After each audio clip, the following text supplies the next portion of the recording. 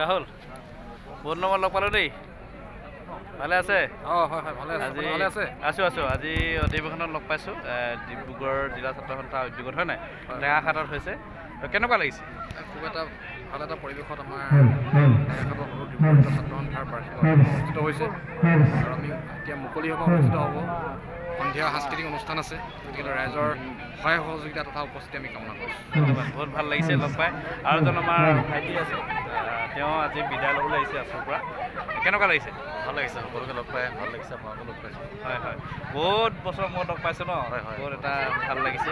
সঁচাকৈ চাওকচোন এইবিলাক চাওক কিমান বস্তুবিলাক